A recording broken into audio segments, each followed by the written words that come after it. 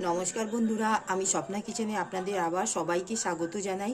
আজকের আমাদের রেসিপি চিংড়ি মাছের মালাইকারি। এই চিংড়ি মাছের মালাইকারি তৈরি করার জন্য এখানে আমরা যা যা উপকরণগুলি নিয়েছি সেগুলো আপনাদের একবার দেখিয়ে নেব। প্রথমে এখানে আমরা চিংড়ি মাছটাকে ভালো করে, এখানে আমরা 300 গ্রাম চিংড়ি মাছ নিয়েছি। চিংড়ি মাছগুলোকে ভালো করে ধুয়ে পরিষ্কার করে নিয়েছি। এখানে প্রথমে আমরা গ্যাসের ফ্লেমটা প্রথমে অন করে নেব।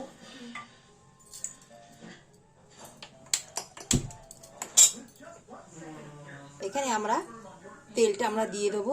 এটা আমরা রিফাইন অয়েল দিয়ে তৈরি করছি এই মাছটা সম্পূর্ণ। তেলটা গরম হয়ে গেছে, একে একে আমরা চিংড়ি মাছগুলো এখানে দিয়ে দেবো।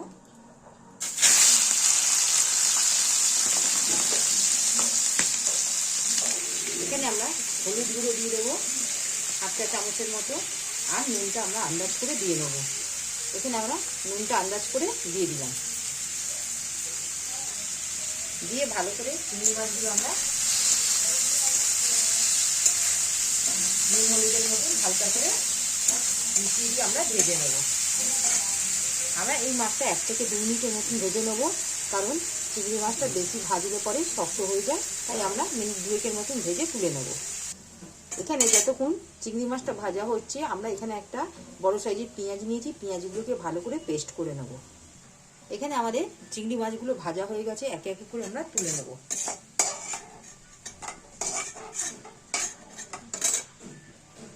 বন্ধুরা দেখুন, চিংড়ি মাছগুলো আমরা ভেজে নিয়েছি। ঠিক এই মাছের তেলের মধ্যে, চিংড়ি মাছের তেলের মধ্যে আমরা একটু সামান্য তেল আমরা দিয়ে নেব।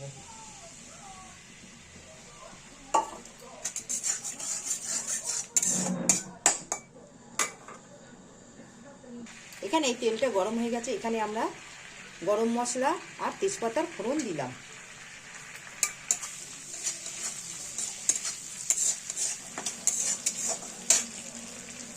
ফোড়নটা পুড়ে গেছে, ঠিক এই অবস্থায় আমরা এখানে বেটে রাখা পেঁয়াজের পেস্টটা করেছিলাম সেটা আমরা দিয়ে দেবো।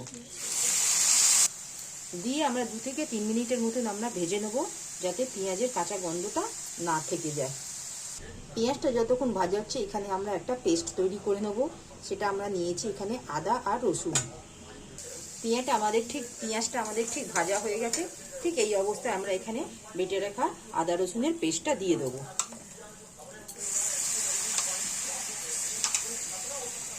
আদা রসুনটা আমরা 1 থেকে 2 মিনিটের মতন ভেজে নেব, যাতে কাঁচা গন্ধ না থাকে। ঠিক এই মশলার মধ্যে আমরা কিছু গুঁড়ো মশলা দিয়ে দেবো। এখানে আমরা নিয়েছি 1/2 চা চামচের মতন হলুদ গুঁড়ো, 1/2 চা চামচের মতন আমরা নিয়েছি লঙ্কা গুঁড়ো, 1/2 চা চামচের মতন নিয়েছি আমরা জিরে গুঁড়ো, 1/2 চা চামচের মতন আমরা নিয়েছি ধনে গুঁড়ো, আর 2 চামচের মতন নিয়েছি আমরা এখানে টক দই।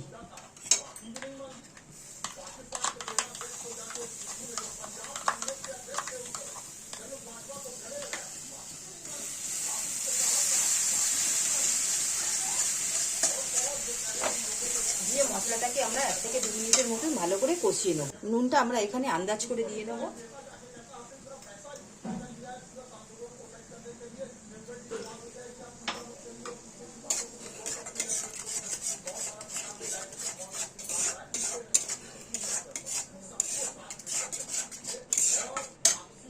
আর এখানে চিনি আমরা 1/2 চা চামচের মতন দেবো, কারণ দই আছে। নুন চিনির ব্যালেন্স হলে টক ভাবটা থাকবে না, আর খেতেও স্বাদ হবে। চিনি এখানে আমরা 1/2 চা চামচের মতন দিলাম। এখানে আমরা নারকেলের দুধ ব্যবহার করব না, আমরা এটা খুবই সহজ ও সরল পদ্ধতিতে দেখাচ্ছি। এখানে আমরা রেড কাউ মিল্ক নিয়েছি, ভালো করে ফুটিয়ে নিয়েছিলাম, সেটাকেই আমরা এই গ্রেভির মধ্যে আমরা দিয়ে দেবো।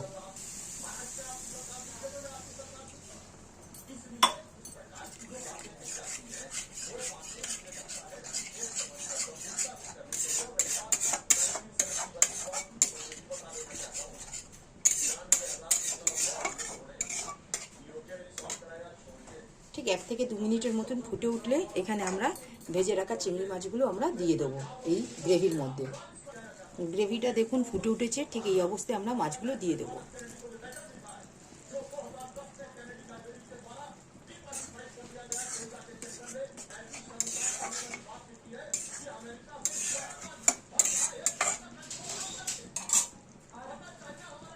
এখানে আমরা 2টো বড় সাইজের কাঁচা লঙ্কা আমরা ভেঙে এই গ্রেভির মধ্যে দিয়ে দেবো।